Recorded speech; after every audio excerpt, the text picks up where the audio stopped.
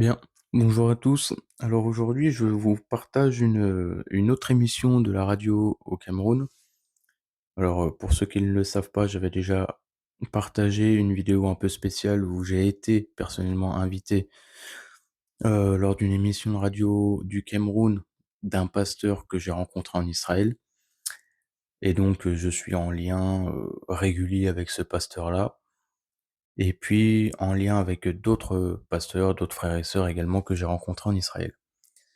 Et donc cette émission, elle me concerne pas parce que ce sera Franklin et puis, donc Franklin du Cameroun et puis le pasteur Luc Henrist qui a été invité et ensemble, ils vont échanger de 2 sujets concernant Israël, 2 sujets bouillants qu'ont fait, la une des journaux, je pense, où ils vont parler du fameux soldat israélien qui a détruit une statue, en quelque sorte, de Jésus. Ça a fait comme ils le disent, un tollé dans le monde. Et puis également la peine de mort, la loi sur la peine de mort en Israël, pour les terrorismes. Et j'ai eu vraiment plaisir à les écouter, à écouter mes frères. Et il m'a semblé bon de vous partager cette émission qu'ils ont fait tous les deux. Elle est un peu longue, une petite heure et demie, mais vraiment, elle vaut le détour. Il y a différents points qu'ils ont apportés qui sont très importants en tant qu'enfants de Dieu à entendre. Et encore une fois, nous ne cesserons de défendre Israël, tout simplement. Donc je vous partage je vous laisse avec cette émission de nos frères Franklin et Luc. Commençons, commençons le développement de nos sujets ce matin. Ça chauffe, ça chauffe toujours en Israël, il y a toujours des informations. Tous les jours, c'est des dizaines, voire des centaines. Mais commençons par celle-ci qui a marqué l'opinion internationale. Il y a environ 3 semaines, voire un mois, un soldat israélien avait détruit, dois-je dire, une statue, une idole au sud du Liban. Et curieusement, mais alors curieusement, c'était un tollé international. Tu as réagi comme d'habitude par un article que j'ai sous mes yeux d'ailleurs. Euh, Est-ce qu'on peut parler de ce sujet qui a vraiment, vraiment, mais alors, touché même entre guillemets le monde chrétien, au point où certains, j'ai lu, j'étais d'ailleurs publié les réactions, il y a des gens qui ont appelé Israël la sale race, d'autres qui ont dit le cancer, c'était même capture de camp, je te les ai envoyés. D'autres m'ont carrément de toute manière attaqué. Tu voyais parfois le départ était huileux. Tu as réagi. Parlons un peu de cette situation. Voilà, bon, alors je vais lire un ou deux extraits de mon article que j'ai écrit le 21 avril 2026, donc il y a pas longtemps, hein, il y a 2 semaines à peu près. Et donc j'ai intitulé mon article à propos, tout le monde peut trouver mes articles sur mon site internet, hein, luc-henrist, henrist.com, com. Oui. Alors, l'article s'intitule Scandale. Un soldat israélien frappe une statue. Alors, on comprend que déjà rien qu'avec le titre, je suis un petit peu sarcastique. Hein, on fait tout un foin, tout un tralala pour un jeune gars qui a tapé une statue, comme si ça pouvait faire du mal à la statue. Bref. Alors, je lis un extrait. Les images diffusées en ligne le week-end du 18 au 19 avril 2026 montrent un soldat israélien frappant avec le côté non tranchant d'une hache une sculpture de Jésus crucifié tombé de sa croix. Donc d'abord, pour commencer, il est évident que cette statue fait partie d'une croix, soit catholique ou orthodoxe, car vous savez que chez les protestants, nous n'avons pas de statue de Jésus sur une croix. Tout à fait, Luc. Peut-être avancer parce que tu vas le dire après. Il faut pas seulement les protestants. Oui. Il faut peut-être rappeler que même chez les juifs en connaissance, il est interdit de se faire des représentations quand même, hein, selon le livre de Deutéronome, le livre même d'Exode, oui. Tout à fait. Donc, le lundi 20 avril, le Premier ministre israélien Benjamin Netanyahou a promis des mesures sévères, et je le cite, contre ce militaire. Et puis le ministre israélien des Affaires étrangères, Gideon Sa'ar, a condamné un acte, et je cite, honteux et dégradant. Je suis convaincu, personnellement, que les mesures sévères nécessaires seront prises contre les auteurs de cet acte ignoble, a-t-il écrit.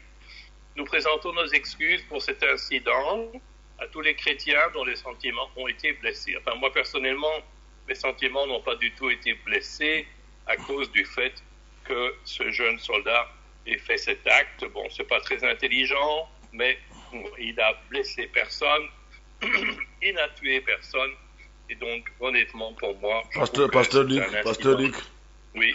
Tu dis, toi, personnellement, je n'étais pas blessé. Moi, j'étais même plutôt content. Je te rappelle, peut-être, je ne sais pas si tu l'as lu à nos auditeurs. Il y a plusieurs années, les évangéliques ont brûlé, cassé les idoles au Brésil. Ça, je ne sais pas si tu as lu cet article. Il disait que c'était des étoiles mieux, n'avaient rien à voir avec Dieu. Ça n'a pas fait un tollé mondial. Je dis bien au Brésil, plusieurs fois, les évangéliques trop zélés ont cassé les idoles, les statues de ces gens-là, de Marie et d'autres là. Il n'y a pas eu un tollé mondial. Je dis plus une fois. Oui, ça ne m'étonne pas. Oui. Il ne faut pas oublier que déjà, à l'époque de la Réforme, juste après Martin Luther, donc on parle de 1517-1520, que les premiers protestants, les premiers réformés, sont entrés dans des églises catholiques et ont saccagé et ont aussi détruit les statues, oui. Les crucifix, les statues de Marie et de tous les saints, etc.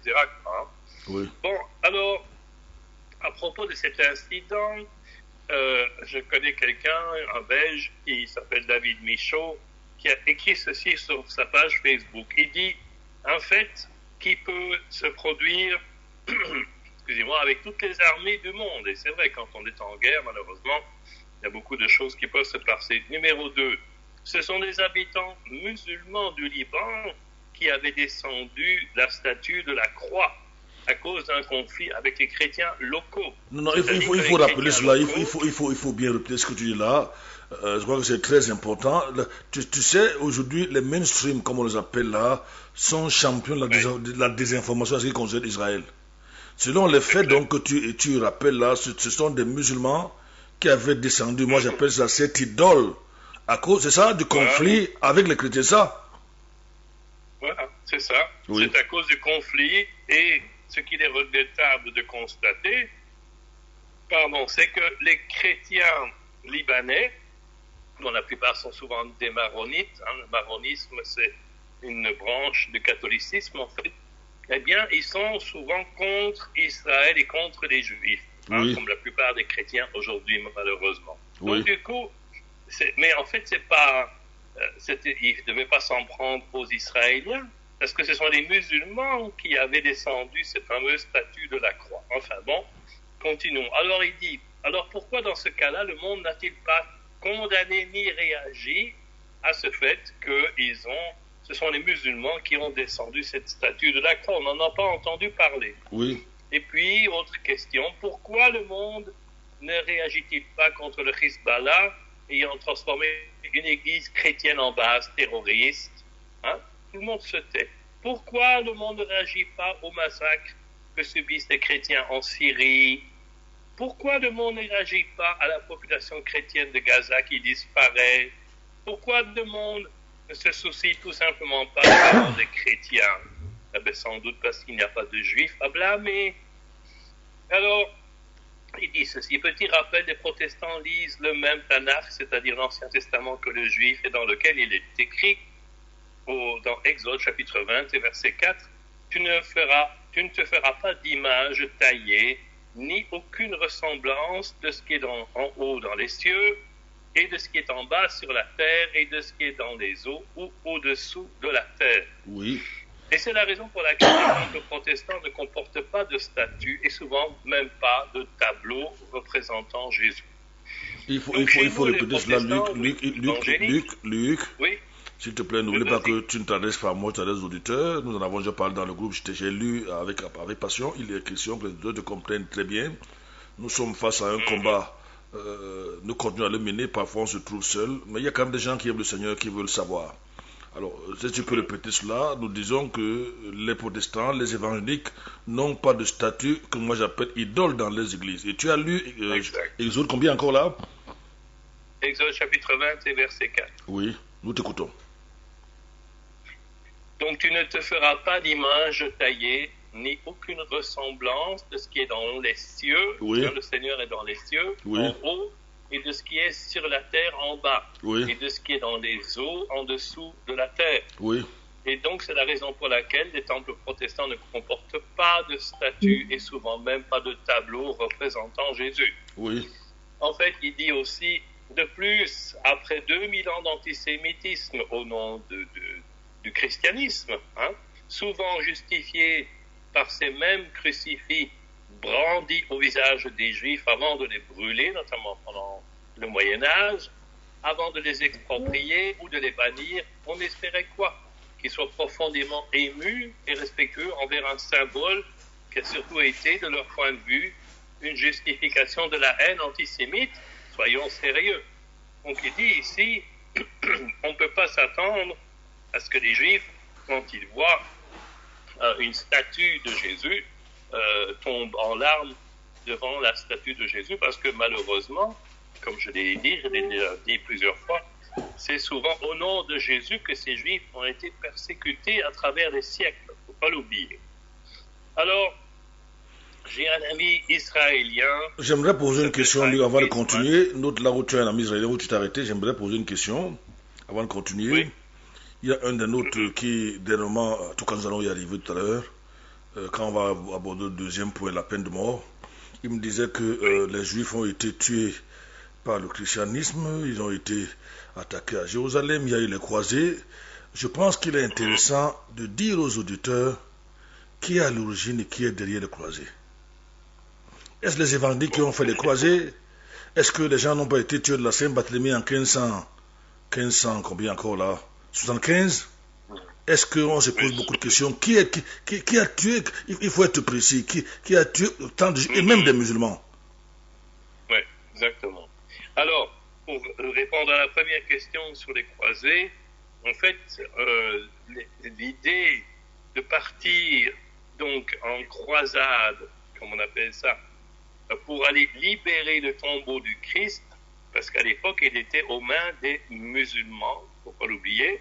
Oui. Alors, c'était une idée de l'Église catholique, d'accord? Oui. Et que, ils ont décidé de partir en croisade, donc de la France en particulier, jusqu'à Jérusalem, et au passage, donc, ils ont rassemblé énormément de gens en leur promettant monts et merveilles s'ils participaient à la fameuse croisade. Donc il y a toutes sortes de gens, même des gens, des seigneurs, des gens qui avaient de la puissance, de l'influence, et ils sont partis avec donc le bouclier sur lequel était peint la croix et des tuniques sur lesquelles il y avait aussi une croix. Donc au nom du Christ, en d'autres mots, ils sont partis de la France, ils ont traversé l'Allemagne, la Suisse, etc. Et au passage, ils ont déjà massacré des Juifs dans les communautés juives de France, d'Allemagne, etc. Mais pas seulement les communautés juives, ils ont aussi massacré des musulmans, il faut le savoir. Oui. Et donc partout où ils passaient et où ils trouvaient des sarrasins, comme on les appelait à l'époque, ou des musulmans, comme on les appelle aujourd'hui, ils les ont massacrés, et c'est pas pour rien que jusqu'aujourd'hui, pour les musulmans, les chrétiens, ce sont des croisés. Il y a beaucoup de musulmans, si vous parlez avec eux, ils vont dire les chrétiens, ce sont des croisés. Qu'est-ce que ça veut dire? Eh bien que pour eux, ils ont gardé un très mauvais souvenir du christianisme aussi, étant donné que voilà, plusieurs communautés musulmanes ont aussi été massacrées par ces fameux chrétiens, entre guillemets. Entre guillemets, oui. Il faut savoir que à la fin de toutes ces croisades, parce qu'il y en a eu plusieurs, c'est le roi de France lui-même en personne, Louis IX, qui est parti avec les croisades pour soi-disant libérer le tombeau du Christ. Alors, moi je trouve ça incroyable que les chrétiens d'abord estiment qu'il faut libérer le tombeau du Christ, parce que finalement les musulmans, il n'y a pas beaucoup de gens qui le savent, mais les musulmans respectent Jésus. Ils parlent même de Jésus dans le Coran. Et ils le respectent en tant que prophète. Bien sûr, pour eux, il n'est pas le Fils de Dieu, mais ils le respectent Mais la plupart des chrétiens pensent qu'ils détestent Jésus. C'est faux. Et donc, il faut savoir que malheureusement, au nom de Christ, au nom de Jésus, des centaines et des milliers de juifs et des musulmans ont été massacrés. Donc ça, c'est en ce qui concerne les croisés. Et puis, l'autre question, rappelle-la moi, s'il te plaît. Est-ce que je la garde encore? Je suivais plutôt, peut-être les auteurs vont me rappeler. Je regardais plutôt ton article là pendant que tu parlais pour revenir pendant que tu évoluais et je regardais ces soldats qui sont tombés 31 000 face au terrorisme et le monde, ça ne meurt pas le monde. Je voulais peut-être que tu continues là-bas. Peut-être deuxième aspect, je l'ai peut-être oublié. Voilà un peu. Pourquoi ces soldats qui sont tombés, des milliers, et jamais le monde ne se meurt. Oui. Mais en tout cas, donc voilà, c'est la parenthèse en ce qui concerne les croisades et qui ont laissé malheureusement un goût amer. Voilà, oui. Parce qu'aujourd'hui, nous avons un problème dans le monde en général et chez nous en Afrique. Tu sais, quand tu parles de chrétiens en Afrique ou de la parole de Dieu, la majorité des Africains dits traditionnalistes pensent à ce que Rome a fait en Afrique, notamment l'esclavage par le pape Nicolas V qui avait dit que tuer un noir était comme tuer un singe en brousse, une ville papale. La colonisation qui était dirigée évidemment par les prêtres belges, malheureusement, avec le roi, comment il s'appelle encore là, le roi Léopold II, qui a coupé les mains des Congolais. Oui, il a fait du mal, il a coupé des milliers de mains. Ah non, c'était terrible. Donc, quand on parle de Dieu... Oui, ça c'était au Congo, hein. Faut pas tout mélanger. Là, oui, c'est au Congo, Le roi belge, c'est les deux Congos. Congo-Brazzaville, Congo-Kinshasa. Alors, quand tu parles à quelqu'un de Dieu, de la Bible, il te dit, voilà votre christianisme, c'est vous qui êtes derrière l'esclavage, c'est vos blancs là qui sont derrière, c'est pas toujours des paroles pareilles, qui sont derrière la colonisation, derrière les mains coupées au Congo, qui sont derrière la plupart des rébellions en Afrique. Ils ne te disent jamais que, en fait, et moi je le dis ici, je dis, il faut être clair, il faut dire, c'est l'église catholique romaine, il faut le dire. Voilà, c'est ça. Parce qu'il faut quand même aussi comprendre que, bon, moi j'ai plusieurs livres sur l'histoire du Congo belge et honnêtement, je vois qu'on a envoyé pas mal de missionnaires, même protestants, au Congo belge pour apporter justement cette culture et aussi la connaissance de la Bible en Afrique. Moi, je suis désolé, mais il ne faut pas l'oublier. C'est quand même grâce à ces missionnaires que l'évangile est arrivé en Afrique, il ne faut pas l'oublier. Donc, on ne doit pas dire que l'Église a juste profité de nous. Bon, c'est sûr qu'il y a des gens qui étaient malveillants, qui avaient de mauvaises intentions et qui en ont profité. Ça, c'est sûr, c'est indéniable. Mais je dirais qu'on ne peut pas jeter le bébé avec l'eau du bain. Il faut aussi voir les choses positives qui ont été apportées dans ces pays d'Afrique. Parce que bon, c'est comme avec tout. Parfois, il y a des gens... Comme on dit, il y a des pommes pourries dans le panier, mais c'est pas parce qu'il y a une pomme pourrie qu'il faut jeter tout le panier. Mais si tu as 9 pommes pourries sur 10, que feras-tu, Luc? Moi, je pose des questions ici, hein? Oui, bon, bien sûr. Maintenant, moi, je ne sais pas quelle était la proportion, hein, je ne sais pas. Non, j'ai posé des questions, mon cher. Je suis là pour poser des questions et... oui. Non, moi, bon, je veux pas émettre de jugement par rapport aux motivations de ces Belges qui sont partis au Congo. Est-ce qu'ils sont partis? D'abord, il ne faut pas oublier non plus que les gens qui partaient là-bas, ils devaient absolument être instruits, ils devaient avoir une éducation, ils devaient avoir un certificat de hautes études, parce qu'on n'acceptait pas n'importe qui, et ils partaient pour travailler, ils ne partaient pas pour aller s'amuser. Ça, il ne faut pas l'oublier, parce qu'on voit quand même qui sont parvenus à construire des hôpitaux, des écoles, des routes, le chemin de fer, etc., etc. Donc ils ont travaillé quand même, bon, avec l'aide des gens sur place aussi, bien entendu. Mais ce que je veux dire par là, c'est que on ne doit pas regarder uniquement l'aspect négatif.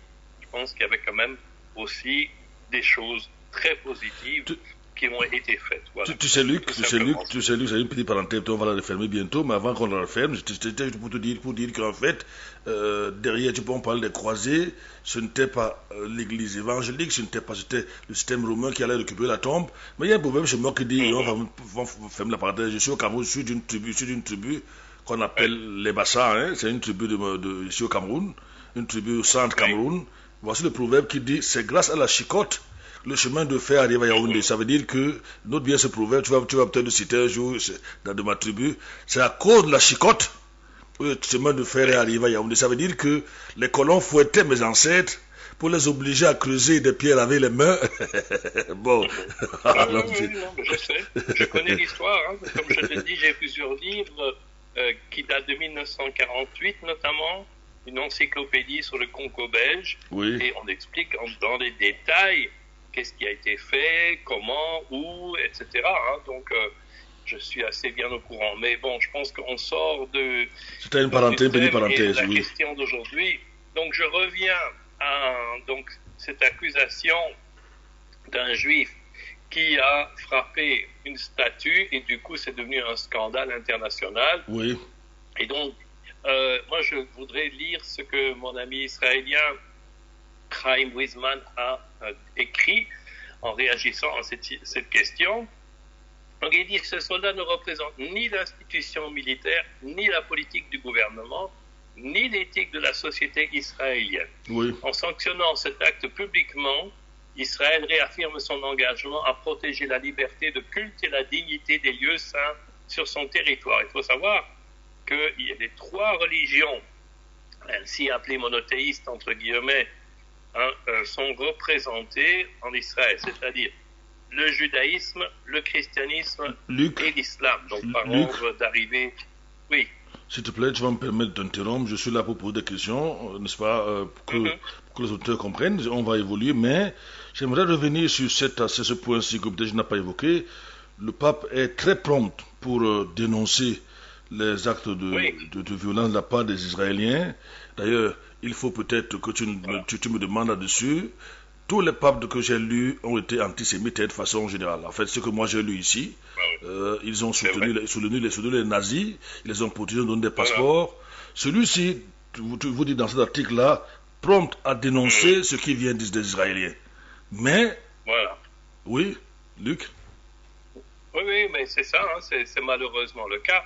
On ne peut pas dire qu'il soit très pro-Israël ou pro-juif. Alors c'est vraiment choquant, parce que quand on réfléchit bien, notre foi en Dieu, d'abord c'est quel Dieu que nous adorons? C'est le Dieu d'Israël. Nous les chrétiens, nous adorons le Dieu des Juifs, le Dieu d'Israël. Que ça nous plaise ou non, mais c'est comme ça, c'est la vérité. Si on lit sa Bible, on le voit, hein, que le Dieu de la Bible, c'est le Dieu d'Israël. Bon, et puis même le Seigneur qui est venu donner sa vie pour nous, c'est un juif. Jésus est juif, faut pas l'oublier. J'ai pas dit Jésus était juif, j'ai dit Jésus est juif. Tout à fait. Pourquoi? Parce qu'il est écrit que Jésus-Christ est le même hier, aujourd'hui et éternellement. Donc il est venu en tant que juif et il est resté juif et il est encore juif. Et donc ça c'est un concept qui malheureusement est complètement ignoré par la plupart des chrétiens. Donc et à cette époque-là, il faut que tu réagis dessus. À cette époque-là, le pape dit que Dieu n'exauce pas ceux qui font la guerre.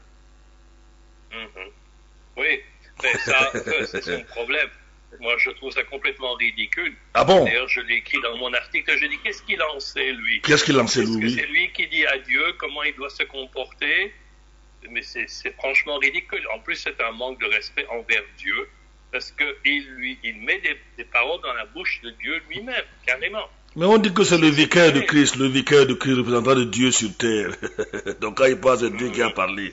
Non, mais c'est inimaginable, quoi. Il y a des gens, on dirait que ce sont eux qui dirigent Dieu et qui lui disent comment il doit se comporter. Oui. Donc il doit répondre aux prières uniquement des chrétiens de mon église, de ma dénomination. C'est ridicule. Donc malheureusement, voilà, on en arrive à des absurdités de ce genre-là. Oui. Donc, pour en revenir à ce que dit mon ami Chaim Weizmann, donc israélien, en fait, l'indignation légitime soulevée par ce cas ne doit pas occulter une réalité plus vaste et souvent passée sous silence. Oui. Si cet acte isolé en Israël a fait l'objet d'une condamnation mondiale, des centaines d'églises sont profanées, pillées ou détruites à travers le Proche-Orient et même l'Afrique depuis des décennies dans une indifférence quasi générale. La justice ne peut être sélective. Un couple de pasteurs a été tué hier par des musulmans en Algérie. Je vais dire ici à côté au Nigeria, un couple de pasteurs. Rien n'a été fait, rien n'a été dit. Non, on n'en entend pas parler. Oui, 70 chrétiens ont été gorgés il y a quelques mois. Oui. Donc Chaim continue, il dit s'émouvoir d'une statue brisée par un individu isolé, tout en restant muet face à l'effacement systématique des communautés chrétiennes d'Orient, est une dissonance morale que nous ne pouvons plus ignorer. Tout à fait. Donc il fait comprendre que, évidemment, il s'adresse surtout à l'Église catholique, que c'est tout à fait honteux, scandaleux de prendre le cas de ce petit jeune qui a frappé une statue de plâtre et on en fait un scandale alors qu'il y a des centaines de chrétiens, des milliers de chrétiens qui sont massacrés tous les jours dans différentes parties du monde et l'Église catholique ne dit rien, ne fait rien. Tout à fait. C'est quand même extraordinaire. Oui. Donc, je voudrais citer une amie, une dame québécoise qui dit ceci, qui a réagi, elle dit « Les Juifs doivent ramper face contre terre pour l'erreur d'un jeune à peine sorti de la puberté. On l'expose à la face du monde pour un morceau de plâtre sans vie fracassé. » Et donc, tu peux reprendre cette citation-là, tu peux la reprendre, elle est intéressante, tu peux la reprendre, s'il te plaît. Pardon? Tu peux reprendre cette citation de cette Canadienne-là, les Juifs, oui, doivent ramper, oui. Voilà, c'est de Dany Lavoie, une dame qui était avec nous d'ailleurs en Israël. Je la connais, une sœur merveilleuse, je la connais, oui. Voilà, donc je répète ce qu'elle a dit.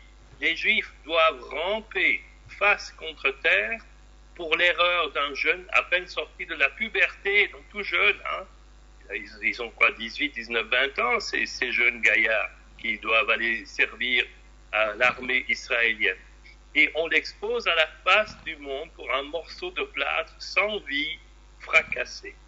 Voilà, c'est un ridicule phénoménal. Oui.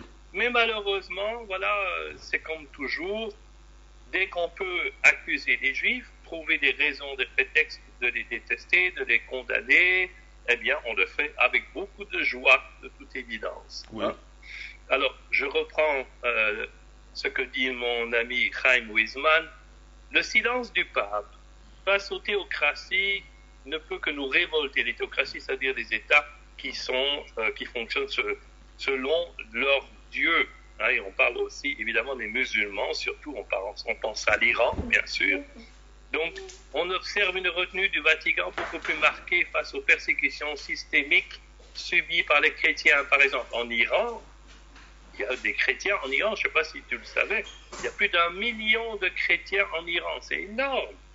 Donc, mais ils sont persécutés, même tués, en Irak ou dans d'autres zones d'influence radicale. Et ce silence est souvent justifié par le Vatican comme une mesure de protection pour ne pas aggraver le sort des minorités chrétiennes sur place, mais il est perçu par beaucoup d'entre nous en Israël comme une démission morale.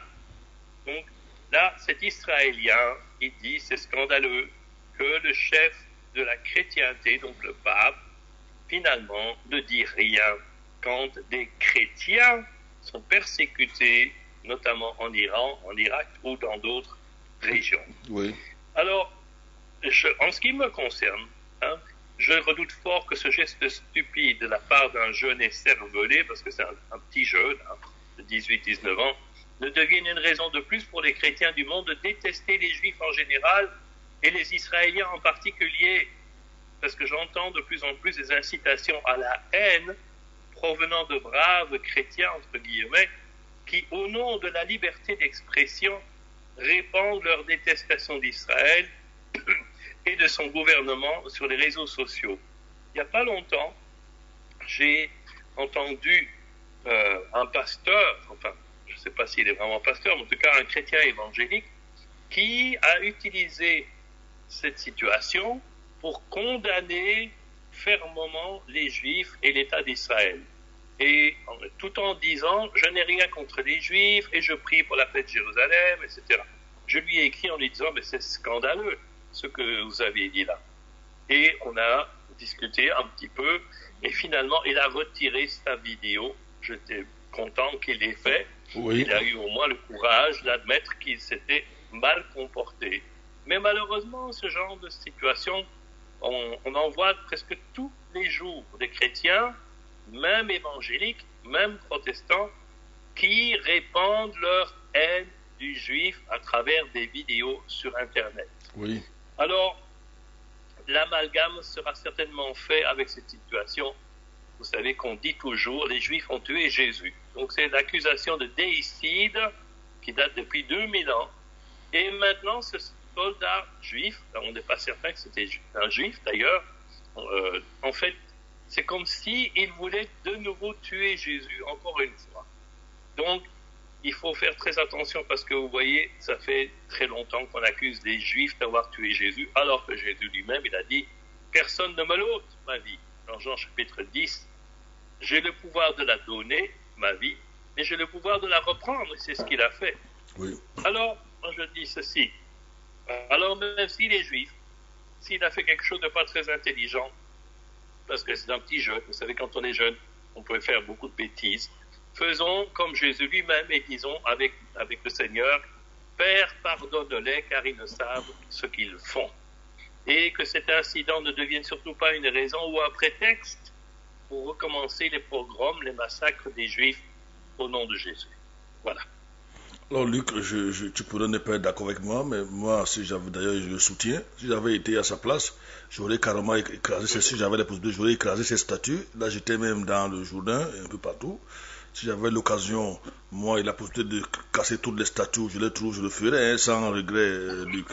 Ça, je le dis sincèrement, du fond de mon cœur, c'est ma pensée. Mais bon, si vous le faites dans nos pays africains, vous pouvez aller en prison, on peut vous faire telle ou telle chose. Assurément, ça me fait mal de voir ma famille, mes frères, porter des statues de ciment dans la ville, marcher, se courber dessus, pendant que nous prions pour leur salut, ils font des baisers aux idoles. Crois-moi, c'est souvent, ça me fait très mal au cœur. Mais en tout cas, je ne sais pas, voici, avant de sortir de ce sujet, le premier sujet, Luc, moi je suis, excuse-moi le terme, parce que je sais que tu es très doux, très très doux. Ton pasteur d'ami que je suis pas aussi doux que toi, bon, gloire à Dieu, tout le monde n'a pas le même caractère. Je suis horrifié, c'est dans mon cœur, mais je peux rien faire, de voir Israël se courber une fois de plus devant ces nations païennes, demander pardon et acheter une nouvelle statue pour donner l'installation à ce village. Oui, voilà, ils ont acheté une nouvelle croix avec une statue dessus, de nouveau, pour la donner à ce village du sud des Liban. Et moi, je me suis dit, c'est quand même honteux que eux, les Juifs, qui justement ne sont pas, autorisés à adorer des statues, etc., ils achètent même des statues pour que les gens continuent à adorer, à idolâtrer ces statues.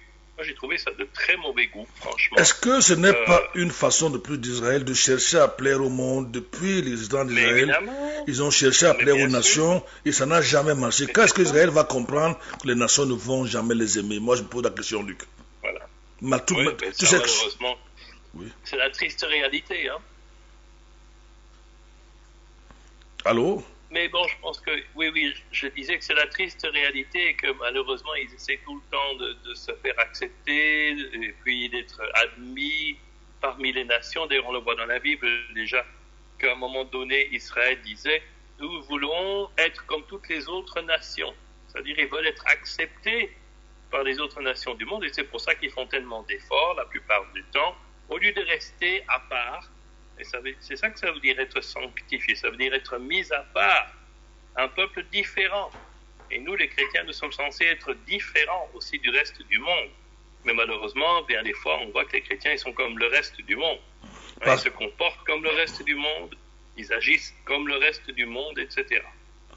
Parce que, malheureusement, après la remise des statuts, ça n'a pas fait autant de bruit dans les journaux. D'ailleurs, la plupart des pays ont ignoré ça. On n'en a pas parlé, mais par rapport à cette idole qui était presque même le soldat, que le soldat Bouti, je sais pas quoi, on en a parlé. Maintenant, le retour d'une nouvelle statue achetée par Israël à cet endroit, on n'en a presque pas parlé. Non, et en plus, on n'a pas parlé aussi du fait que ce bonhomme, ce gaillard, a été puni. ce jeune Israélien, il a été sévèrement puni et il est en prison pour 30 jours, un mois, ainsi que l'autre qui avait filmé, qui avait fait la vidéo. Mais ça, on ne nous l'a pas dit. Hein? Et les autres gars qui étaient là et qui n'ont pas bougé, eh bien, ils ont aussi eu des corvées très sévères. Moi, j'ai trouvé que c'était exagéré. Je vais te dire honnêtement, j'ai même demandé à mon ami israélien, est-ce que tu penses qu'on pourrait demander qu'ils allègent un peu leur peine? Parce que moi qui suis chrétien, j'estime que c'est trop fort, cette condamnation. C'est une fois de plus une façon de plaire aux nations, mais ça ne va rien faire. Même si tu es le jeune soldat, les nations, leurs ennemis n'allaient jamais être satisfaits. Voilà. Et de nouveau, le fameux pape, hein, le représentant des catholiques sur la terre, ils sont quand même très nombreux, il aurait dû faire un geste vraiment chrétien en disant aux autorités israéliennes, vous savez quoi, laissez-le, on le pardonne. Vous ne devez pas le condamner ni le punir. Parce que nous, dans notre optique, il faut pardonner à ceux qui nous ont offensés. Donc même si on a été offensé, nous pardonnons. Et on n'a jamais entendu ces paroles de la part du pape. Luc, est-ce que tu penses aussi ici, chez nous, en Afrique, à côté ici au Nigeria, des milliers de chrétiens sont égorgés, tués par les musulmans dits extrémistes. Le pape n'a jamais rien dit. Je te dis que des villages entiers ont été rasés. Même dans mon pays, ici, quand tu vas vers le nord, tu vas vers Kousseri, des villages, des gens ont fui, des gens sont tués tous les jours. Il n'a jamais bougé le petit doigt pour dénoncer Boko Haram, dénoncer l'État islamique, dénoncer les églises brûlées. Jamais, jamais, jamais. Non, je sais. C'est terrible, terrible.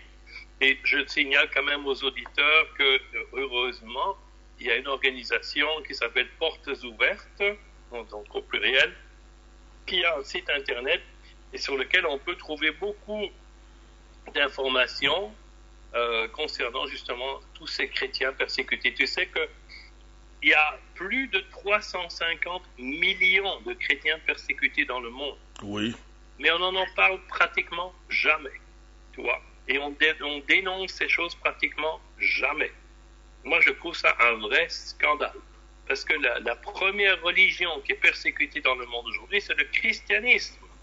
Mais on n'entend aucune condamnation, ni des chrétiens, ni du pape, ni de nos autorités démocratiques, entre guillemets. Je pense que je dis souvent ici au Cameroun, la vérité est que le chrétien, le vrai, n'a pas de valeur dans ce monde. Ça, Luc, désolé de le dire, mais c'est la vérité. Chez nous ici, lorsqu'on porte plainte à un pasteur, parfois on ne le coûte pas forcément, il est déjà coupable. Je connais un pasteur ici qu'on a mis en cellule parce qu'une jeune fille de 19 ans s'est convertie dans son église, on l'a traduit au tribunal. Il a passé des jours en cellule, son péché était d'avoir converti une jeune dame de 19 ans, et on l'a traduit au parquet, au tribunal ici, et on lui a demandé pour sortir 500 000 francs CFA. Ça veut dire c'est pas très loin de 1000 euros, c'est environ 900 euros.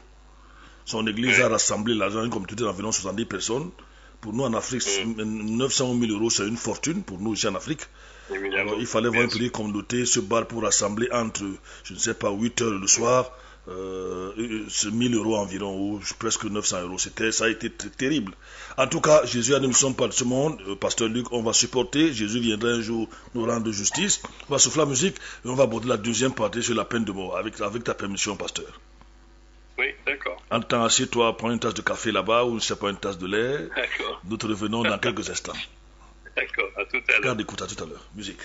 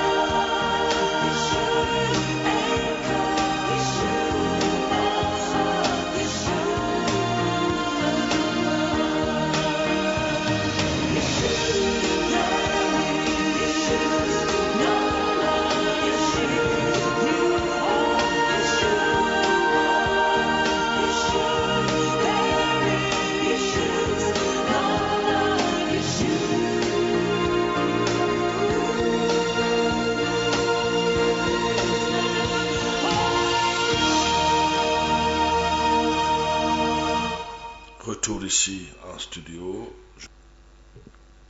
Allô? Oui, je suis là. Tu m'entends? Oui, je t'entends. Oui. Ok. Alors, êtes-vous je suis là. Êtes-vous pour la peine de mort?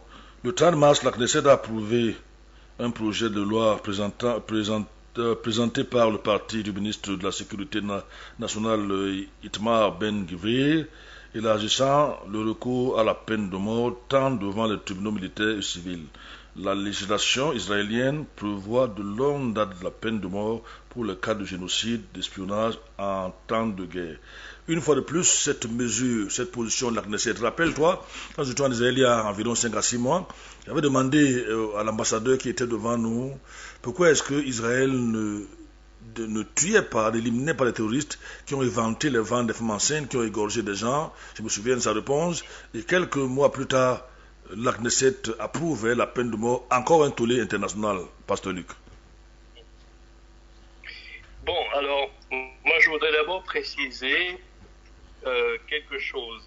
Hier soir, pas plus tard qu'hier soir, oui. J'ai été invité à aller assister à une conférence justement sur ce sujet dans une synagogue à Bruxelles.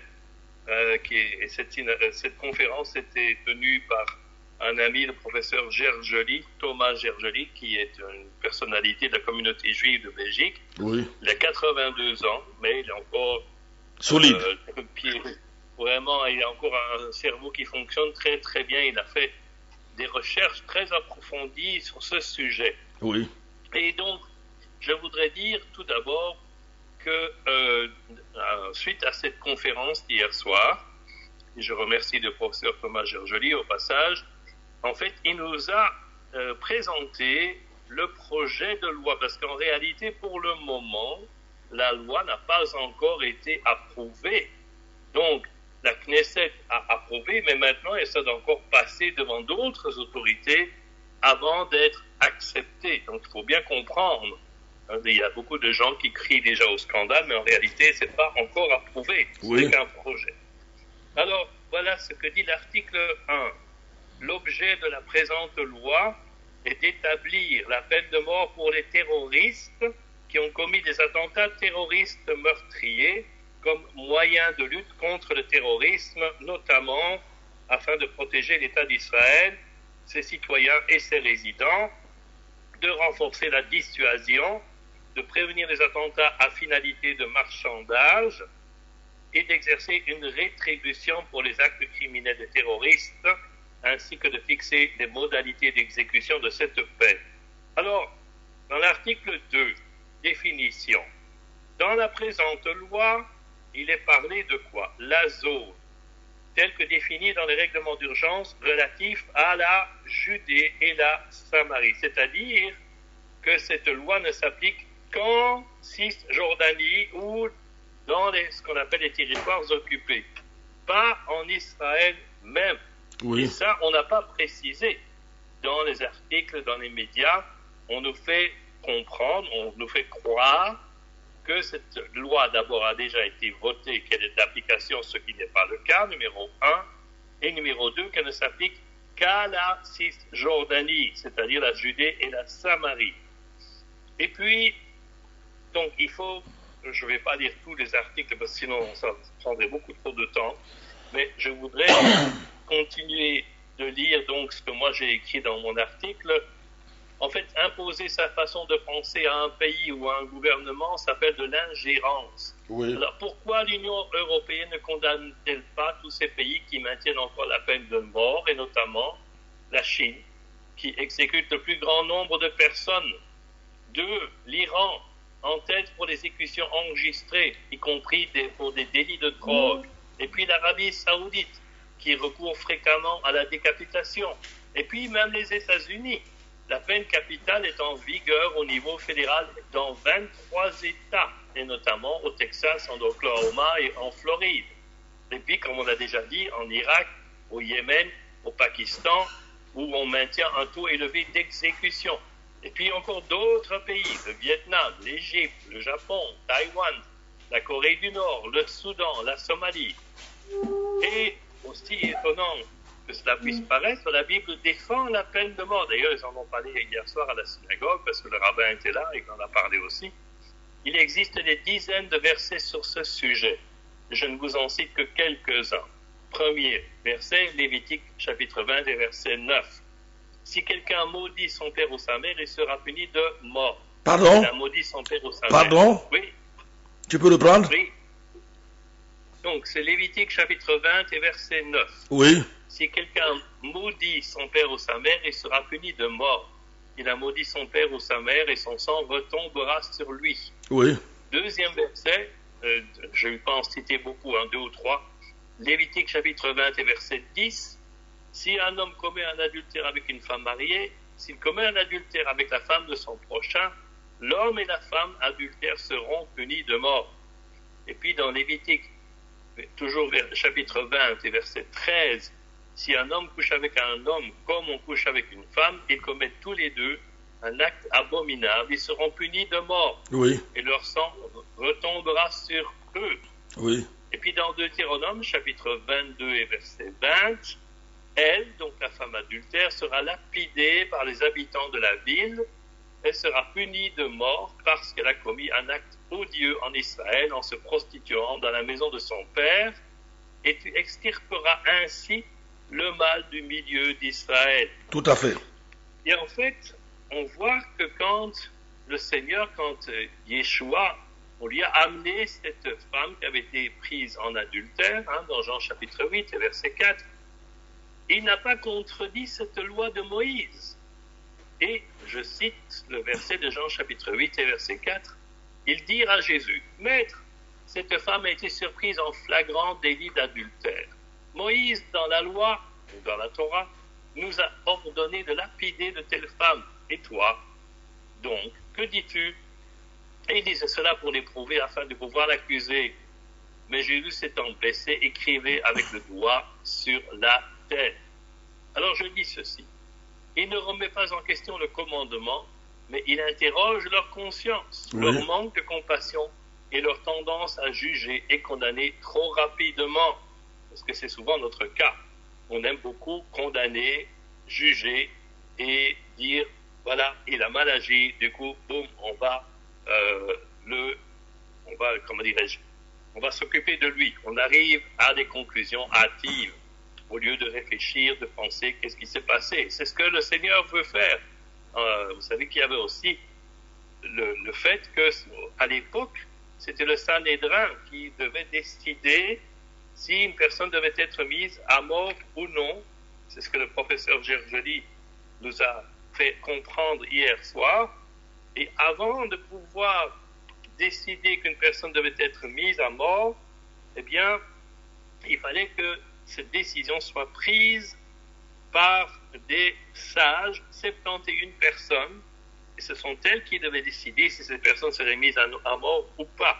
Et en fait, à l'époque, il y a un rabbin qui disait on ne doit pas faire siéger dans un Sanhédrin, qu'on ne doit faire siéger dans un Sanhédrin que des hommes de haute stature, de sagesse, de belle apparence. Pourquoi de belle apparence? Parce que s'il est handicapé, peut-être il est plein d'amertume envers le monde et envers Dieu. Oui. Donc on ne veut pas quelqu'un qui pourrait avoir ce genre d'attitude et qui donc condamnerait trop facilement. Oui.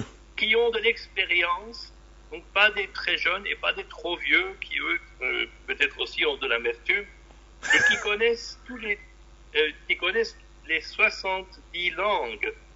Pourquoi?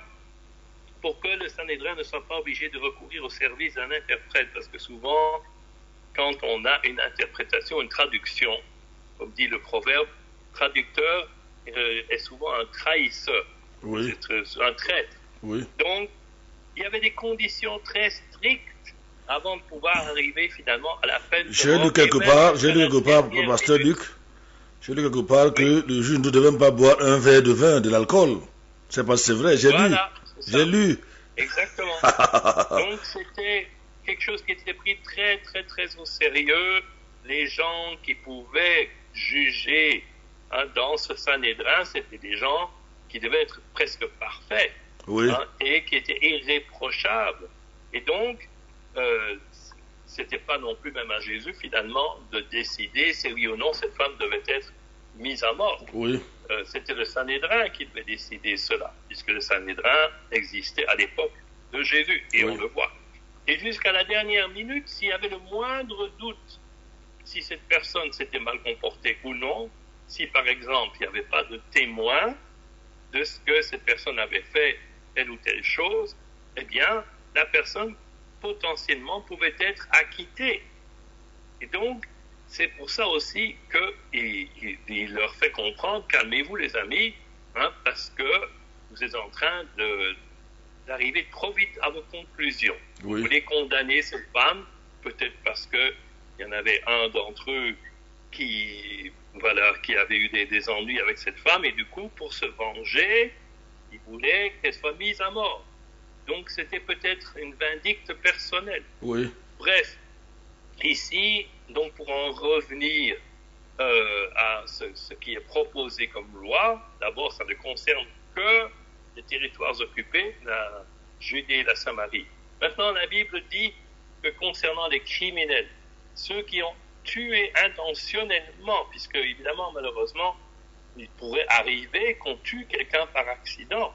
Moi, je connais quelqu'un dans ma famille qui malheureusement a tué un enfant alors qu'il était en train de conduire. Et ce n'était pas volontaire, ce n'était pas intentionnel. Oui. Mais ce sont des accidents qui arrivent. Donc, est-ce que pour autant il est coupable? Non, puisque malheureusement, ce n'était pas son intention. Tout à fait. Donc, voilà. Donc, mais ceux qui tuent intentionnellement, en fait, qu'est-ce qu'il faut faire? Il y a plusieurs versets, et notamment Exode chapitre 21, verset 12, qui dit « Celui qui frappera un homme mortellement sera puni de mort », c'est-à-dire avec l'intention de le tuer. Oui. Et contrairement à ce que beaucoup croient, le commandement, donc dans Deutéronome chapitre 5 et verset 17, ne dit pas, ça c'est une mauvaise traduction, tu ne tueras pas, c'est pas ça qu'il est écrit, mais en hébreu il est écrit, tu ne commettras pas de meurtre. Donc il peut malheureusement arriver, comme je le dis, qu'on tue accidentellement, même un animal ou une personne, mais un meurtre se commet avec préméditation. Oui. Donc celui qui a par exemple commis un attentat terroriste avec l'intention de blesser et de tuer un maximum de personnes tombe dans cette catégorie. Oui. Alors moi je dis ceci, de nos jours, il est interdit de tuer un assassin, au nom de l'humanisme finalement, mais il est souhaitable de terminer la vie d'un malade ou d'un vieillard. Donc là je fais allusion à l'euthanasie. Oui. Voilà. On nous dit, parce que nous on est tellement braves, on est tellement humanistes, qu'on ne veut pas tuer un assassin, mais par contre, une personne qui est trop âgée ou très malade, on va la tuer, comme ça on se débarrasse d'elle. Donc c'est vraiment scandaleux. Donc, moi j'estime qu'une personne qui décide de sang-froid de tuer des gens, que ce soit en Israël ou dans un autre pays du monde, a démontré par son raisonnement et ses actions que la vie n'a aucune valeur, aucune importance pour lui. Et donc, il n'y a aucune raison de le garder en vie dans nos prisons déjà surpeuplées, et on en parle même à la télévision presque tous les jours, que nos prisons ici en Belgique, en France, sont surpeuplées, les gens doivent dormir par terre. C'est malheureusement le cas partout, même sur Cameroun, les prisons sont surpeuplées. Oui, voilà. C'est terrible. Et donc, ces gens qui sont gardés en vie, ils sont gardés dans nos prisons, où ils sont nourris, blanchis, chauffés, ils ont même accès à des divertissements, et je pense même à un criminel ici en Belgique, qui a eu le droit d'écrire un livre et il vend ses livres, alors que ses victimes sont au cimetière pour toujours. Et garder cette personne en vie, c'est quelque part une forme d'injustice envers les membres de la famille des victimes, qui dit c'est quand même scandaleux. Moi, mes enfants, dans ce cas-ci, ont été tués par cette personne, et elles sont au cimetière, toutes les deux, ces deux filles, mais lui, il est en vie, et il est, voilà, on lui donne il est bien gardé en Israël, parfois, il fait les études, par exemple, Sinoir, Yania Sinoir, a été en prison en Israël, il a fait des études, il a appris l'hébreu, et ça a été le génocidaire des Juifs. Exactement. Donc, quelque part, c'est une injustice de se dire, voilà, les victimes sont mortes, malheureusement, mais on va protéger et même garder l'assassin. Celui qui a commis ce crime, finalement, il est mieux traité que les victimes qui sont au cimetière. Pasteur Luc, je t'interromps un peu. Oui. Hier, j'ai débattu, un peu énervé même, avec un de nos jeunes gens qui est français. Il y a des gens qui pensent comme lui que Jésus n'était pas pour la peine de mort. Jésus est venu abolir la peine. Ce n'est pas l'amour que de tuer des gens. J'ai beau lui expliquer parce qu'il m'a demandé, mais donc tu vas aller prendre l'épée, aller tuer les gens. J'ai dit, mais c'est parce que Jésus, c'est pas la Bible enseigne. Les gouvernements ont l'obligation de rendre justice. Que dire à ceux chrétiens-là qui disent que Jésus est venu abolir carrément les libéraux la peine de mort, hein? Ils ne comprennent rien du tout, ils ne veulent rien comprendre. Où est-ce qu'ils voient ça dans la Bible, dis-moi? Où? Nulle part. Parce que si Jésus s'était opposé au commandement que je viens de citer dans Lévitique notamment, ben ça veut dire qu'il n'aurait jamais pu être accepté comme le Messie d'Israël, puisqu'il allait à l'encontre des commandements de Dieu lui-même, parce que ce sont les commandements de Dieu. C'est pas Moïse qui a inventé ces commandements, c'est Dieu qui les a imposés au peuple d'Israël. Et là aussi, hier soir, le professeur Gergely a mentionné encore bien d'autres versets de la Bible qui disent clairement que si une personne fait telle et telle chose, qu'il doit mourir. Mais encore une fois, c'était très, comment dirais-je, on gardait ça très spécifiquement, on faisait très attention de ne mettre à mort que les gens qui ont véritablement été... Je ne sais pas si tu l'as suivi dans ton pays là-bas en Occident. Moi, j'ai parfois lu ici, que ce soit au Cameroun ou ailleurs, des psychopathes qui tuent les gens et les mangent même. Ah oui, absolument. Mais comment garder ce genre? J'ai lu un autre livre qui disait, quelqu'un disait, ou bien c'est pas moi-même, je ne sais plus qui, il y a longtemps, il disait, avec une balle de fusil qui coûte environ 1 euro, on aurait pu débarrasser la société de ce genre de personnes. Parce que ici, il y a une émission qui passe qu'on appelle Enquête Impossible. Quelqu'un avait tué 600 personnes aux États-Unis. Exactement. Et lorsqu'on a vérifié ce qu'il disait, on a constaté, de façon officielle, ce que les enquêteurs ont trouvé, c'est qu'au moins 189 meurtres étaient exacts. Si on l'avait éliminé, on aurait épargné 600 personnes.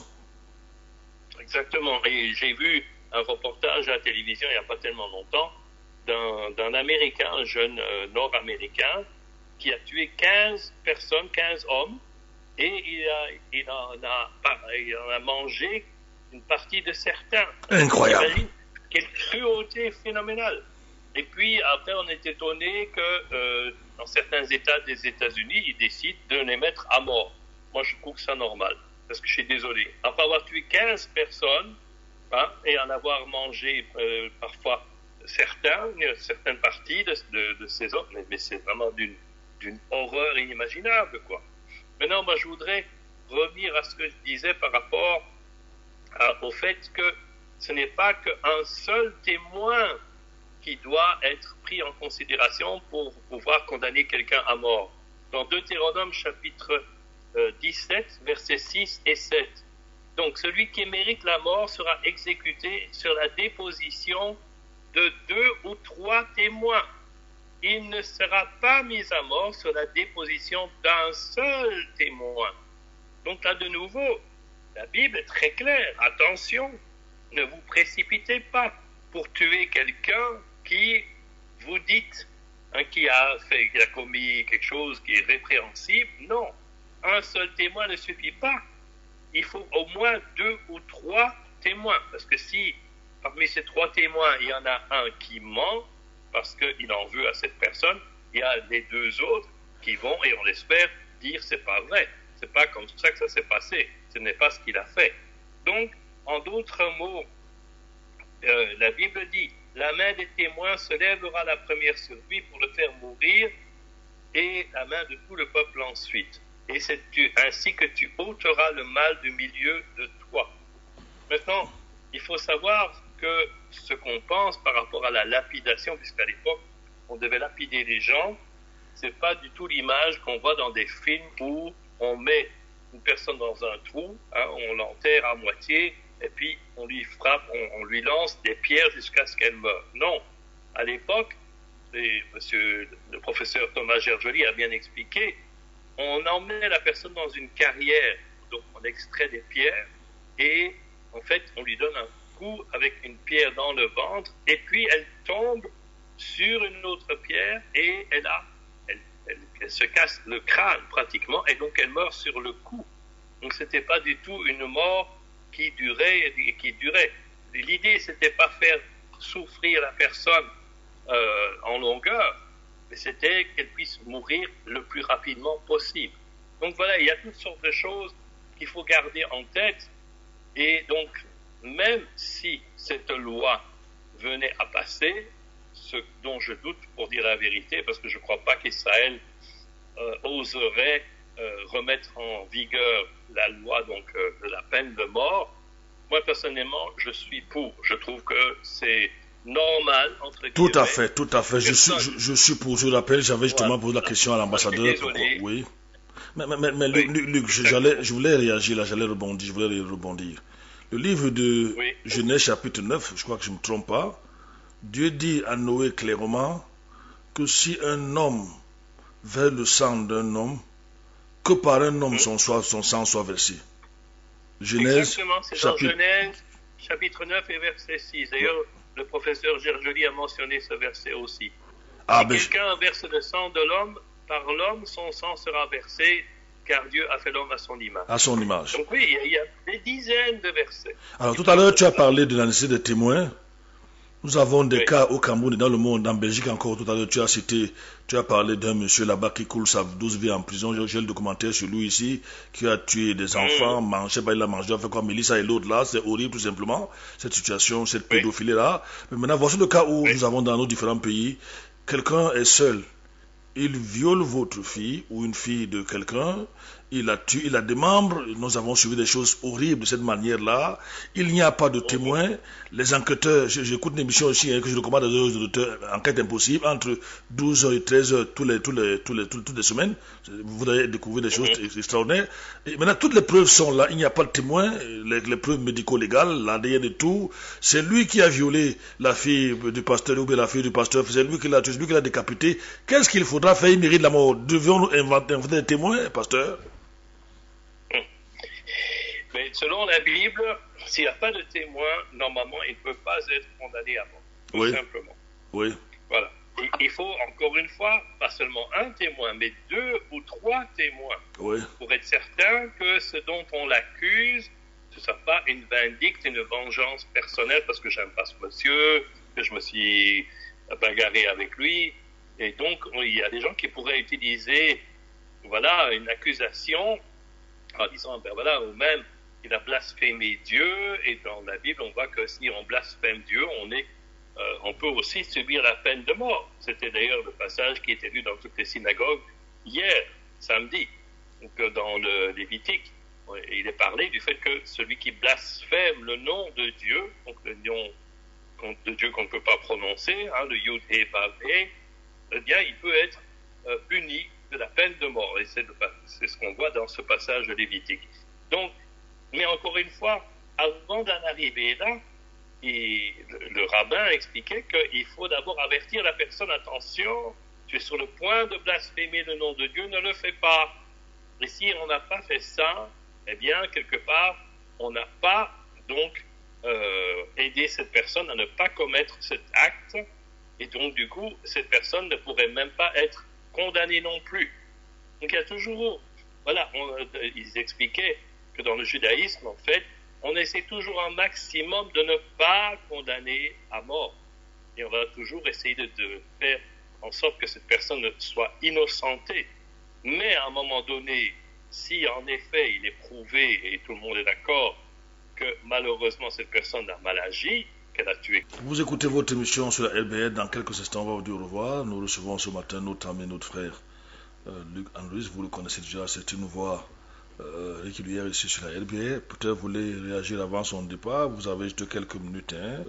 Nous avons abordé 2 sujets. Ce jeune soldat juif à environ 19 ans qui avait tapé, ou on ne sait pas comment dire cela, cassé une idole déjà décrochée par les Arabes au sud du Liban, et le tollé que ça a fait dans le monde.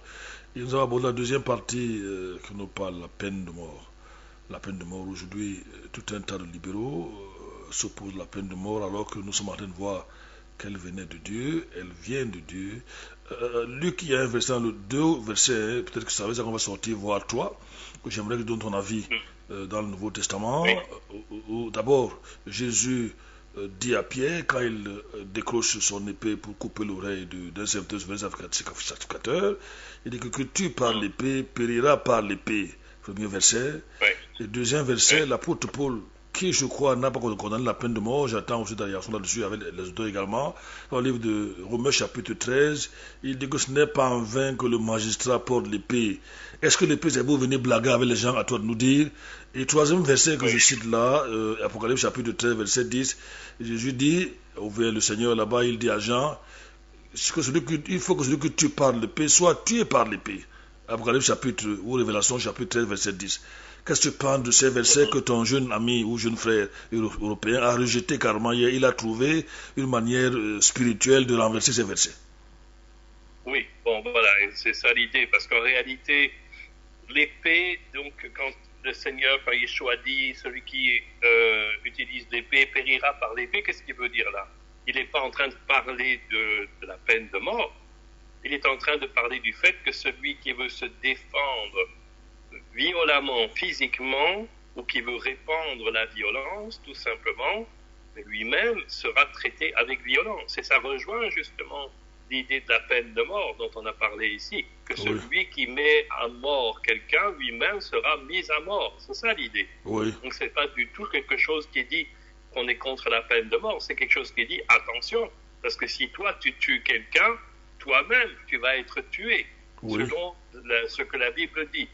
Première chose. Deuxième chose, le magistrat qui porte l'épée, qu'est-ce que ça veut dire? Eh bien que d'abord, on ne doit pas le condamner en disant, lui, il porte l'épée, donc il va tuer des gens, et que donc il ne fait pas ce qu'il devrait faire. Au contraire, l'apôtre Paul dit, il faut le respecter. Oui. Pourquoi? Parce que justement, il a reçu une autorité pour faire régner la loi dans le pays. Et donc, que c'est ça l'idée, c'est pas du tout une question de dire il porte l'épée et donc c'est un mauvais et qu'on doit le rejeter et qu'on doit le condamner. Au contraire, il dit, l'apôtre Paul, qu'on doit le respecter. D'accord? Il ne faut pas tout mélanger. Et puis dans ce dernier verset, c'est Apocalypse chapitre 13, c'est quel verset tu dis? Verset 10, ou 9, je crois surtout 10, oui. Que celui que tu parles l'épée, il faut qu'il soit tué par l'épée. Ah oui, je vois.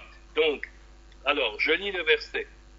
Si quelqu'un fait des prisonniers, il sera emmené prisonnier. Si quelqu'un tue par l'épée, il doit être tué par l'épée. Mais de nouveau ici, qu'est-ce que c'est? Il fait référence, l'apôtre Jean, qui a écrit ces paroles, à ce commandement, ces commandements qu'on a lus dans le Lévitique, dans le Deutéronome, dans l'Exode, qui dit que celui qui tue un homme, sera puni de mort. Oui. Et c'est exactement ça. Ça n'a rien à voir avec l'abolition de la peine de mort. C'est au contraire une mise en garde en disant attention, si toi tu tues quelqu'un, eh bien toi-même tu seras tué. Si tu tues quelqu'un intentionnellement, c'est ça l'idée. Donc il faut faire attention de ne pas interpréter les versets en les sortant de leur contexte. Tout à fait, tout à fait. Alors Luc, pendant que nous sortons de cet entretien, merci de nous avoir donné assez de temps. Alors penses-tu que l'application de la peine de mort peut diminuer le mal dans notre société de plus en plus méchante, mauvaise, criminelle? Oui, bon, ça c'est aussi une question qui a été abordée hier soir et il y avait, je ne peux pas vous lire tout ça, mais ils ont cité des gens qui ont parlé, comment dirais-je, comme quoi ils étaient pour la peine de mort et puis il y en a d'autres qui sont contre la peine de mort et bon, certains qui sont contre disent que malheureusement, ce n'est pas ça qui pourrait dissuader d'autres personnes de tuer et d'assassiner. Donc, mais par contre, je vais quand même vous lire ce que l'argument de la loi dit. L'objet de la présente loi est d'établir la peine de mort pour les terroristes qui ont commis des attentats terroristes, meurtriers, comme moyen de lutte contre le terrorisme, notamment, afin de protéger l'État d'Israël, ses citoyens et ses résidents, de renforcer la dissuasion, de prévenir les attentats à finalité de marchandage, d'exercer une rétribution pour les actes criminels des terroristes. Et puis, il y a une autre citation, c'est un jour de justice pour les assassinés, un jour de dissuasion pour les ennemis. Oui. Et quiconque choisit la terreur choisit la mort. Moi, Oui. je trouve que c'est un bon résumé Tout à fait. de cette question. Maintenant, ceux qui sont contre, eh bien, voilà, vont dire notamment que ça a été prouvé que c'est une loi qui sera inefficace d'un point de vue sécuritaire. Bon, ça, c'est leur opinion personnelle, puisqu'on ne sait pas, vu que la loi n'a pas encore été mise en œuvre, elle n'est pas encore d'application. Donc ça, c'est de la spéculation. Eux, ils estiment que, eh bien, même si on met cette loi en pratique, que c'est pas ça qui va arrêter les attentats terroristes. Mais moi, je pense que quand même, ça pourrait les diminuer, parce que le gars qui veut aller tuer des juifs, parce que c'est de ça qu'il s'agit, il va peut-être y réfléchir 2 fois avant de le faire en se disant, si je vais tuer des juifs, ben moi-même je serai tué. Voilà. Oui. Donc, maintenant, il faut savoir que dans le système des autorités palestiniennes, que celui qui commet un attentat terroriste et qui tue des gens, eh bien, il devient un martyr, un shahid en arabe, et il reçoit de l'argent de la part des autorités palestiniennes. Parce qu'il a fait un geste. Luc, j'ai lu et j'ai publié la dernière fois dans notre groupe là, par an, c'est environ 251 millions de dollars versés par l'autorité palestinienne aux familles qui ont... Cet argent, voilà, d'où vient cet argent? Ben de nous, ici des Européens. Ah bon? C'est ça. Mais oui, quand nous envoyons de l'argent à l'autorité palestinienne, ben eux, ils utilisent ça comme ils veulent, bien sûr. Donc, c'est tout à fait scandaleux. Et ça aussi, je trouve que c'est incroyable que quelque part, les Européens, avec leur argent, ils encouragent le terrorisme palestinien. Encourager, c'est comme j'ai dit que j'ai dit, comme j'ai dit que tu étais très doux, tu dis qu'ils encouragent. Moi, je vais plutôt dire ils soutiennent, ils financent, hein. Oui, carrément, exactement. Oui. C'est ça. Tout à fait. Au nom de leur haine du juif, encore une fois. Il ne faut pas oublier que la majorité des Européens ont de la haine pour les juifs. C'est la réalité.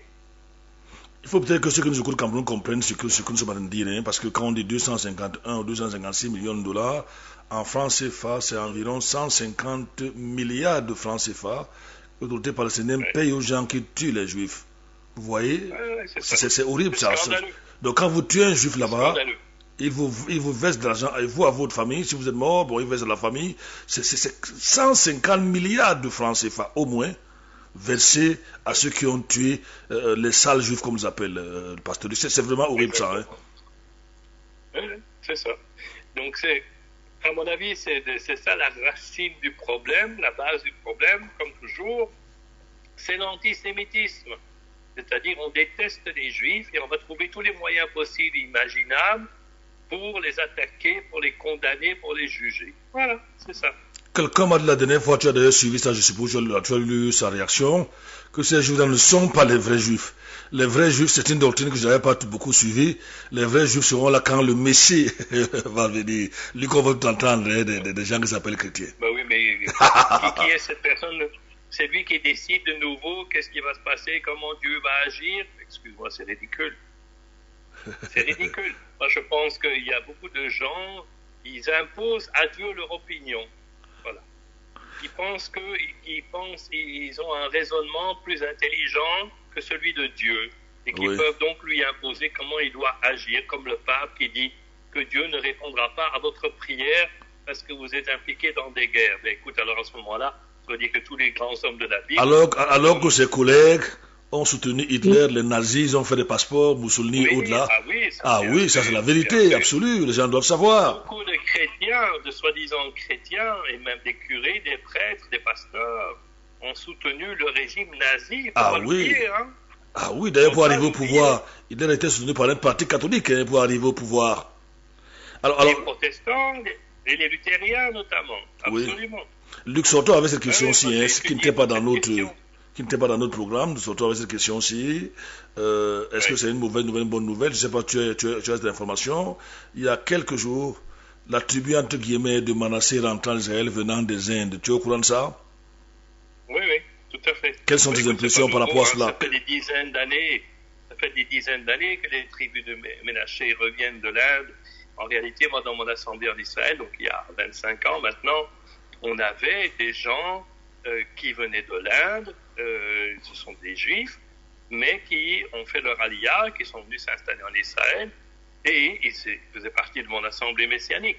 Ah bon? Ce phénomène, mais oui, ce phénomène des Juifs qui reviennent de l'Inde ou de la Chine ou même de l'Éthiopie et de l'Afrique, mais ça remonte à des dizaines d'années. Il n'y a rien de nouveau sous le soleil, comme disait le roi Salomon. Hein. Mais est-ce que c'était pas merveilleux de voir un seul avion, c'était 250, et le gouvernement disait qu'il reste 6000, il devait le faire avant, c'est pas 2030, 2035, il rentre en Israël. Est-ce que ce n'est pas une preuve prophétique du retour, du rassemblement des Juifs annoncé par des prophètes oui. qui viendraient de tous les coins de la terre, l'Orient, l'Occident, et ainsi de suite? Bien sûr. Mais évidemment, regardons plutôt ce que Dieu est en train de faire plutôt que d'essayer de critiquer, de condamner, de juger ce pays constamment. Regardons ce qui est de positif, même si on n'est pas forcément d'accord avec toutes les décisions du gouvernement israélien. Moi, je veux bien. Mais regardons plutôt qu'est-ce que Dieu est en train de faire. Qu'est-ce qui se passe d'un point de vue spirituel avant tout. Oui. Parce qu'ici, les gens, ils passent beaucoup de temps à critiquer le gouvernement. Mais moi, je voudrais leur dire, au lieu de regarder le gouvernement qui est imparfait, comme au Cameroun, comme en Belgique, comme aux États-Unis, il n'y a aucun gouvernement qui est parfait. Tout à fait. D'accord? Voilà. Alors regardez plutôt ce que Dieu est en train de faire parmi son peuple. Et c'est ça qui est intéressant, c'est ça qui compte finalement. Ce n'est pas les décisions du gouvernement qui nous intéressent, c'est qu'est-ce que Dieu est en train de faire dans ce pays et parmi ce peuple. Et c'est ça qu'il faudrait savoir. C'est ça qui devrait retenir notre attention. Mais Luc, je suis désolé, peut-être je te prends, nous sommes des prédicateurs, peut-être que tu es occupé, mais est-ce que ce n'est pas un mystère extraordinaire de voir ces différents Juifs venant de pays différents, au départ une culture différente, ces différentes tribus se réunir de nouveau et former un peuple? Est-ce que ce n'est pas un mystère à ton cœur? Est-ce que c'est pas quelque chose, je veux dire, qui nous amène de plus en plus vers le retour du Messie Yeshua? Ah ben ça c'est clair. J'ai vu des Juifs éthiopiens en Israël. D'ailleurs, j'ai voulu, curieusement, Luc, je sais pas, je t'ai raconté cette anecdote-là. Je vois des Juifs éthiopiens qui sont noirs comme moi en dehors des cheveux. Je me dis que on va parler la même langue. Je m'en vais vers eux, je parle anglais. Curieusement, ils ne comprennent pas anglais, ils parlent hébreu. Et c'est leur frère militaire, ou je sais pas, qui leur traduit. Deux noirs veulent causer, mais c'est un Juif de race blanche, disons ça comme ça, qui nous aide à nous comprendre. Lui, il ne parle que l'hébreu. Mais ça, c'est typique en Israël. Je dis, ça m'avait, j'étais dépassé, hein. Je parle en anglais, il demande à son collègue, un autre policier là, en hébreu, qu'est-ce qu'il dit? Extraordinaire. Extraordinaire. C'est vraiment, voilà, ça c'est Israël, en fait, Israël, c'est un tout petit pays, hein, vraiment minuscule sur la carte du monde, on le voit à peine, mais c'est là que, comment dirais-je, on voit que les cultures, les langues du monde entier se réunissent dans ce tout petit endroit de rien du tout. Ah oui. Et finalement, c'est un pays où presque toutes les nations sont représentées. Et ça, pour moi, ça c'est vraiment la main de Dieu. Pour moi, ça c'est vraiment Dieu qui montre que finalement, oui, il a choisi le peuple d'Israël, oui, il a choisi les Juifs, mais ce n'est pas uniquement pour eux, hein, puisqu'il a dit, tu seras une lumière pour les nations, c'est-à-dire pour toutes les nations du monde. Oui. Et ça, c'est ce qu'on voit en Israël, que ce peuple, finalement, ce peuple juif, est devenu la lumière pour toutes les nations, toutes les langues dans ce monde, et qui sont représentées là dans ce minuscule pays d'Israël. Donc c'est vraiment, oui, comme tu le dis, l'accomplissement des prophéties. Et c'est ça qu'on devrait regarder, plutôt que de critiquer le gouvernement, qui peut faire des erreurs, bien sûr, comme tous les gouvernements dans notre monde. Mais regardons au-delà de cela, regardons qu'est-ce que Dieu est en train de faire. Tout à fait. Alors, Luc, quelqu'un m'a posé la question de savoir dans mon groupe Maranatha, le prolongement, c'est ce que je dis ici à la radio, parce que toutes les émissions en général sont publiées là-bas. Il y a d'abord le frère, je ne sais pas si tu as déjà écrit, le frère Thierry d'Allemagne, qui est un fidèle auditeur de l'émission. Il m'a écrit il y a 2 ou 3 jours, il m'a dit, mais tu as annoncé la semaine dernière que le pasteur Luc devait passer aux antennes là-bas. Je n'ai pas reçu l'émission, le pasteur Luc n'est pas venu, pourquoi? Je lui ai dit que le pasteur Luc avait été emporté par le sommeil. Moi, de mon côté, il n'y avait pas de courant, donc il croyait que nous l'avons bondi. Mais l'un des auditeurs m'a demandé comment est-ce qu'on fait en Israël pour reconnaître que telle est la tribu de Manassé, comment ça se passe. Ainsi dit qu'il était complètement perdu. Je vois que ceux qui viennent de tribu étaient quelle tribu encore là, j'ai oublié, bref, je disais ça il y a quelque temps. Mais comment est-ce que ça se passe? J'ai écrit il y a quelques années au pasteur Luc, pas Luc, je veux dire le pasteur Totoni, parce que je voulais faire partir un Camerounais. Je crois que je t'en ai parlé en Israël, un Camerounais dont le père était juif ici, qui misère ici, il s'appelle Veil. Alors je me suis renseigné au niveau de Tony, on a commencé à voir les possibilités. Mais comment font-ils pour savoir que tel ou de tribu de Manassé, tribu de tel, ainsi de suite? Tu as une idée? Bon, mais à l'heure actuelle, tu sais, on a quand même des moyens très modernes, très, très avancés. Oui. Comme par exemple la généalogie. On peut remonter, en fait, Israël est très fort dans tout ce qui est généalogie, retrouver ses ancêtres. Mais oui, évidemment. Luc, moi ici au Cameroun, je ne peux pas remonter jusqu'au 4e ancêtre, je ne connais plus rien. Ben, il y a, par exemple, même avec le musée de la diaspora à Tel Aviv, ça c'est un musée qu'il faut aller voir, c'est extrêmement intéressant. Ils ont des ordinateurs, et vous pouvez taper votre nom de famille dans l'ordinateur, et ils vont vous dire si vous avez des ascendants juifs ou pas. Numéro 1. Numéro 2. Pasteur Luc, la prochaine fois qu'on va en Israël, tu m'amènes là-bas. Je voulais vous y emmener, mais on n'a pas eu le temps, malheureusement. Il y a bien des choses que j'aurais voulu vous montrer, mais ce n'était pas possible. Bref. Et puis, deuxième chose, c'est qu'aujourd'hui, on a aussi la possibilité, avec l'ADN, de retrouver quels ancêtres on a. Hein. Donc, c'est pas compliqué, hein. C'est très simple à faire et ça ne coûte pas beaucoup d'argent. Bref, donc il y a toutes ces techniques, mais au-delà de cette technique, il y a aussi les faits historiques, tout simplement. On peut retrouver les mouvements de ces tribus. Bon, parfois, c'est pas simple, c'est pas facile, mais on peut retrouver, et surtout aussi en sachant, par exemple, si les Bnei Ménaché, donc les fils de Ménaché, quand ils sont arrivés en Inde, c'était des gens qui, par exemple, le vendredi soir, la maman allumait 2 bougies pour introduire la lumière symboliquement dans la maison, juste à la veille du Shabbat, etc., etc. Ou est-ce qu'ils faisaient circoncire leurs enfants, oui ou non, etc. Donc il y a tous des critères comme ça qui entrent en ligne de compte, et c'est comme ça qu'on peut déterminer si oui ou non des personnes ont des ascendances juives. Et c'est ce qui a été fait. Et il y a d'ailleurs un organisme israélien qui s'occupe principalement de ça, de faire des recherches pour découvrir si certaines tribus, à droite, à gauche, sont d'origine juive. Et c'est comme ça qu'on a découvert que certains Éthiopiens sont d'origine juive. Et c'est comme ça qu'ils ont pu entrer en Israël. Ils ont pu monter en Israël. Je me souviens d'ailleurs d'une à qui, je ne sais pas si je te l'avais dit, son histoire m'a touché. Nous étions là, comment on appelle encore cet endroit-là, elle nous racontait son histoire. Je ne t'avais pas dit cela, hein, je lui ai donné 50 euros. Hein, je me suis débrouillé à lui donner 50 euros. Elle avait été victime de l'attaque du 7 octobre. Tu te rappelles de cette jeune dame-là, juive éthiopienne, noire comme moi, même la différence c'est peut-être de nez. Son histoire m'a touché. Elle avait reçu une blessure au niveau de la nuque et au niveau de, je crois, de la main. Je ne sais pas si tu étais là, tu te rappelles, ou tu étais un peu éloigné. Oui. Nous l'avons écouté pendant longtemps. J'ai été tellement touché, je lui ai donné 50 euros. Je te l'ai dit aujourd'hui, peut-être tu ne savais pas. Parce que c'était au Festival Nova. Voilà, exactement, au Festival Nova. 300 personnes qui ont été massacrées. Qui ont été massacrées par le Hamas. Oui, tout à fait. Des jeunes. Des jeunes. Tu savais pas que je lui ai fait une petite offrande, Luc?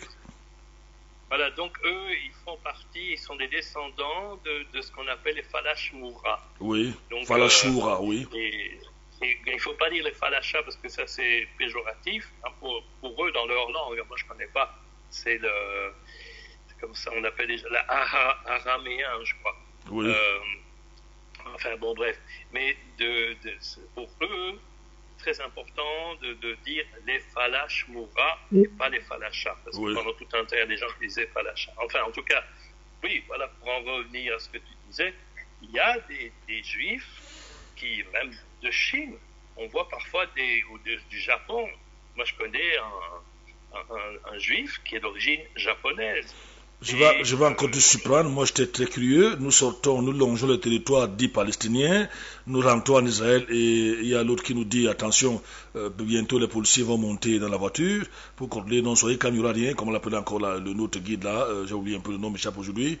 Alors, pendant que je regarde ces deux policiers qui doivent monter dans la voiture, je constate que l'un d'eux est un Chinois carrément. Voilà, c'est ça. Les Asiatiques. Israël est un mystère, Pasteur Luc, un vrai mystère. Un tout petit pays de 21 000 km², c'est rien du tout, minuscule. Et on retrouve des gens qui viennent du monde entier. Et des juifs, qui sont là parce qu'ils ont des origines juives et ils ont pu monter en Israël et devenir citoyens d'Israël. Voilà. Je pense qu'Israël, finalement, c'est le pays où il y a le moins de racisme possible, vu qu'ils viennent eux-mêmes de tellement de pays différents. Même des pays arabes. Il y a une grande communauté juive, par exemple, qui venait du Yémen. Oui, du Yémen, de l'Irak. C'est un pays arabe. De l'Irak, exactement, même de l'Iran. Le fameux Iran, la Perse. Oui. Il y avait déjà à l'époque de la Pentecôte, le jour de la Pentecôte, il est mentionné qu'il y avait des Juifs qui étaient venus de l'Iran. Les Mèdes, les Parthes, c'est quoi ça? Ce sont des régions de l'Iran, de la Perse de l'époque. Et ils les entendaient parler des choses de la gloire de Dieu dans leur langue, donc en persan. C'est extraordinaire. Quand on relit bien les Écritures, on se dit, waouh, Dieu aime des Iraniens. Dieu aime ceux qui essayent de le trouver, de le chercher. Et donc, il ne faut jamais avoir des a priori envers Israël. Dieu a tant aimé le monde.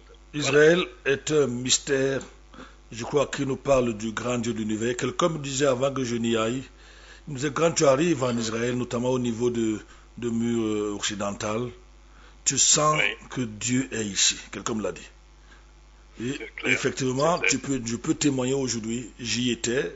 Je me souviens comment tu m'as encouragé, comme un petit enfant, tu m'as dit vas-y.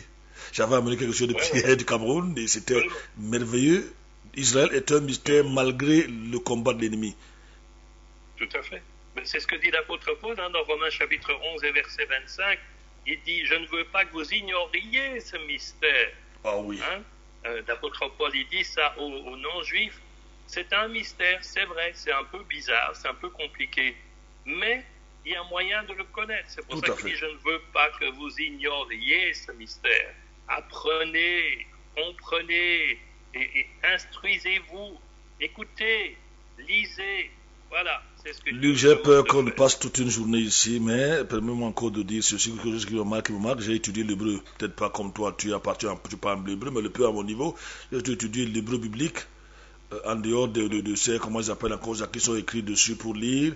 Mais quand j'arrive en Israël, un autre mystère, c'est que l'hébreu biblique, c'est l'hébreu qui est parlé là-bas, ça n'a pas changé. Une langue qui avait disparu, qui revient, qui ressurgit, alors que les anciennes langues ont carrément disparu. L'hébreu est encore là, c'est un mystère. Voilà, il a été ressuscité. C'est la résurrection de la langue aussi, c'est vrai. Et ça, c'est un des signes comme quoi Dieu est encore à l'œuvre dans ce pays et à travers ce peuple.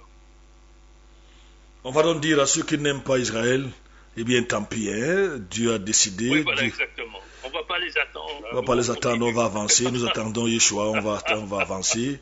Et nous allons garder cette espérance. Là, celui qui bénit Israël sera béni, celui qui maudit Israël sera maudit. Même si nous sommes seuls, Luc, toi de ton côté, moi de mon côté, on va continuer à servir Dieu et aimer Israël. C'est clair. Et d'ailleurs, le Dieu que nous voyons dans la Bible, c'est le Dieu d'Israël. Il n'y en a pas d'autre. Il n'y en a pas d'autre. Voilà.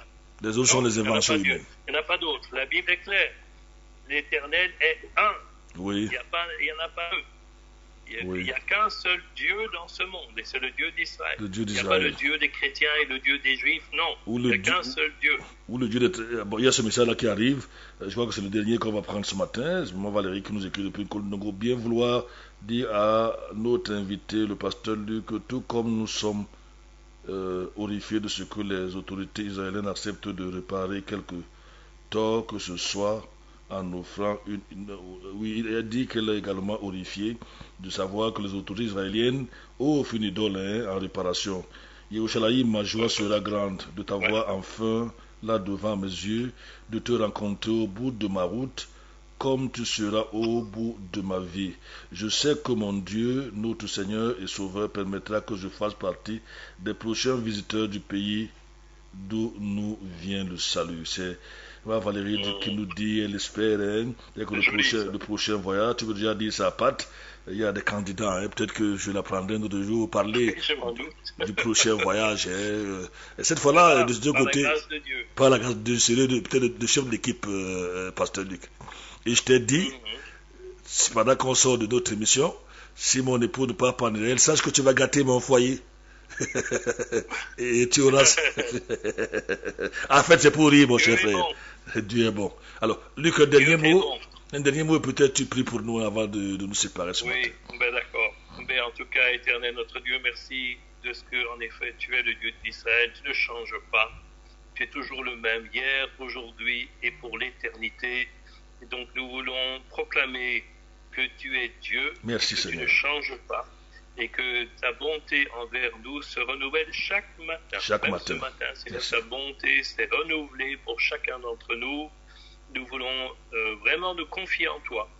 Nous avons nos problèmes, nos difficultés, nos inquiétudes, nos angoisses, nos épreuves, mais tu es là. Tu es là. Amen. Et nous voulons vraiment te faire confiance et dire, Seigneur, avec toi, nous ferons des exploits. Nous ferons des exploits, amen. Dans la parole. Amen. Merci pour ta victoire, merci pour ta bonté, merci pour ta grâce qui nous accompagne maintenant pendant cette journée. Au nom de Jésus. Amen. Luc, tu ne l'as jamais fait, s'il te plaît, pas encore. Est-ce que tu peux prier pour la radio? C'est une radio exceptionnelle qui donne tout ce qu'elle peut pour annoncer l'évangile de la vérité de façon équilibrée aux gens, pour amener tout genre de Camerounais au Seigneur. Nous sommes différents ici dans cette radio. Si tu veux prier que Dieu continue à nous soutenir et même pour vos besoins de la radio, s'il te plaît, Luc.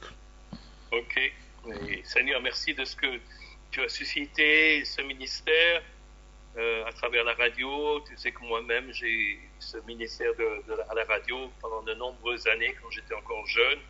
Et je crois que c'est un ministère qui est important et qui peut toucher beaucoup de gens.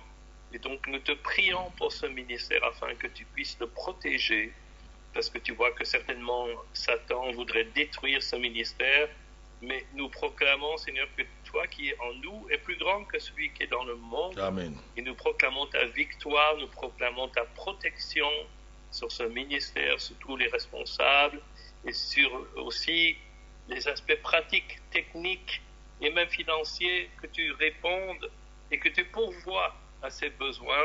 Merci, Seigneur. D'une façon ou d'une autre, à travers des gens qui vont se sentir concernés et qui vont aider, qui vont donner leur petite pièce pour pouvoir aider et faire en sorte que ce ministère continue. Merci pour tous les auditeurs, Seigneur, que nous bénissons en ton nom. Amen. Merci pour ta grâce, merci pour ta bonté, merci pour ta fidélité. Au nom de Jésus, Amen. Amen. C'est avec ces phrases, dans cette prière du pasteur Luc Harris qui répondait à nos questions de la Belgique. On va vous dire au revoir. Pasteur, bon dimanche et à très bientôt. Merci, à bientôt. Musique. Au revoir. Au revoir, musique. You are my shepherd, I shall not want. You are the strength of my heart.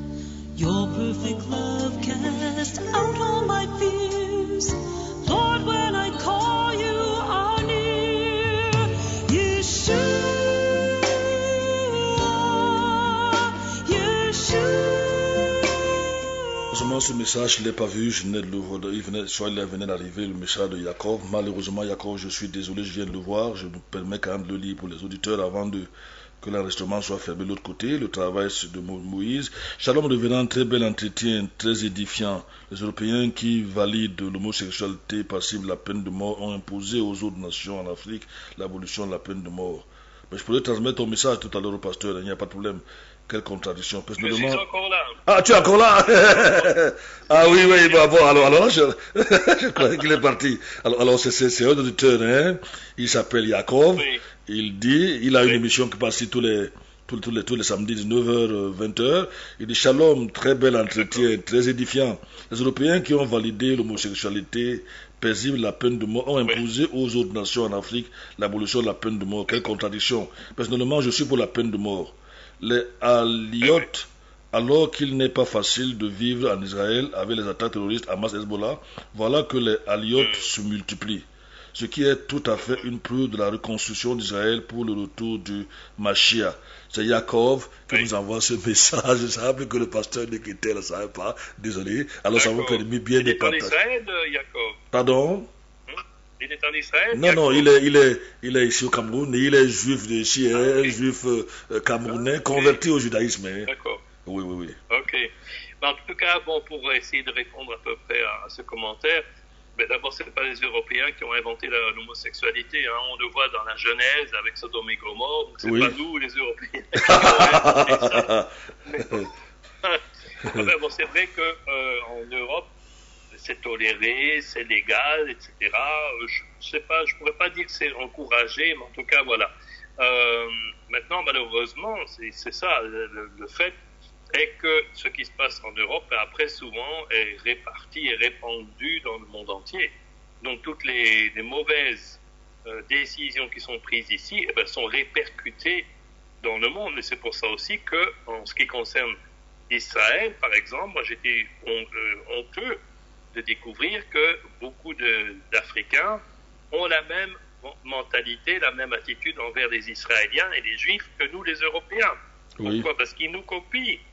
Les Africains et d'autres, les Asiatiques, copient ce que disent les Européens.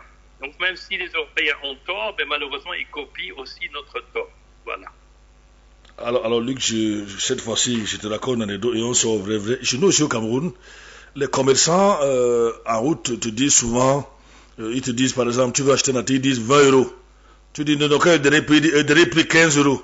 Après, il dernier prix 13 €. Après, ça c'est le vrai dernier 10 €.